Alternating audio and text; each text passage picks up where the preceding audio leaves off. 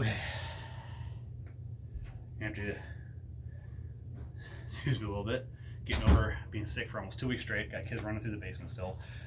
They know that I'm dry fire practicing. I don't know why they're still down here. I told them to stay out, but they do what they do, so I keep having to stop what I'm doing in the middle of it.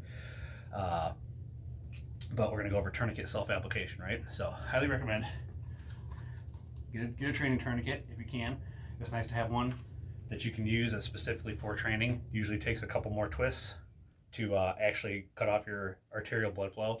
You don't have to use a trained tourniquet. You can use a natural tourniquet. When I went through TCCC, the first time I did it, we used live tourniquets, and every time since then we've always used live tourniquets. We just tighten down until you feel that arterial occlusion happen. So biggest thing when you're training tourniquet self-application that I see people mess with is that, oh, I'm hit, now I got to put a tourniquet on. No. Just because you're hit doesn't mean you stop. You will keep engaging that target until you're either out of rounds or the target or the threat is no longer a threat. Okay? Do not stop until then. Then put your tourniquet on, because that tourniquet doesn't do you any good if you get shot somewhere else. So you have to know where to go for the tourniquet.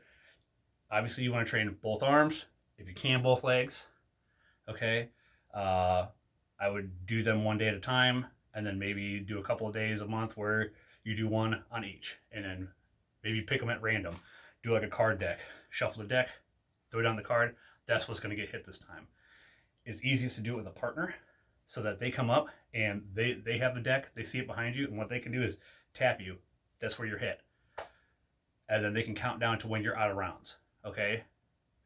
4, 3, 2, 1, 6, 7, or 6, 5, 4, 3, 2, 1, whatever. That'd be probably the optimal way to do your dry fire training is with a partner.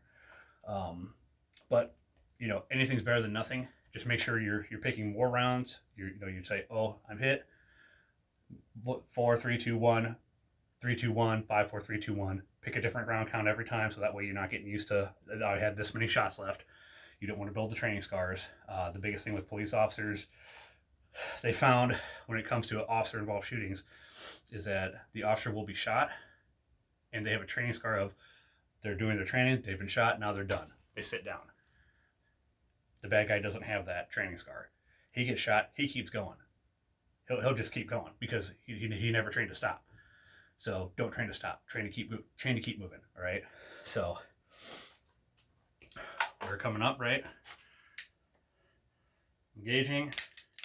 Hit left arm. Oh, so I'm gonna keep going. The left arm's useless to me. Now I'm out of rounds. Drop my magazine. Holster my weapon. Reach around. Grab my tourniquet out.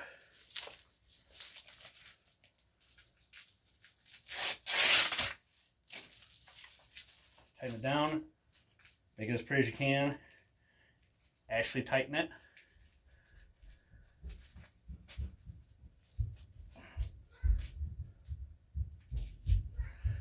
Now, I need to load a new round. Now I'm back on target. Good to go again. I can engage. Okay. Tourniquet's on. You should aim for, if you're not demonstrating to somebody, 30% or 30 second, no more than 30 second tourniquet application would be my recommendation. Make sure you know how your tourniquet is stored. Store it the same way every time. There's a recommended way of storing it. I don't store it that way. I personally like storing it like this. And then I take one more fold underneath. And there, that's how I store it, like that. Pretty close to how it comes out of the package.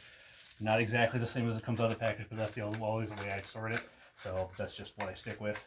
It works pretty well for me. Gives me a nice middle of the road for my arms. I can't get it on my thighs, but I could get it on my calves, without undoing it and re-going with it. So again, you're gonna have to practice. If you get hit in your shot arm, you have to practice transferring that over. Right? You hit in this arm, your right arm, immediately take control, keep going, and this is going to be a lot harder for you to do, but holster that, take your tourniquet out, put it on, load your new magazine, get it back out, and get going again, right? That's why we drill, that's why we train, for those unusual, uncomfortable scenarios, but If you don't train for it at all, you're never going to be ready for it in any way, shape, or form. So anything's better than nothing. So training tip for the day. Thank you for your time.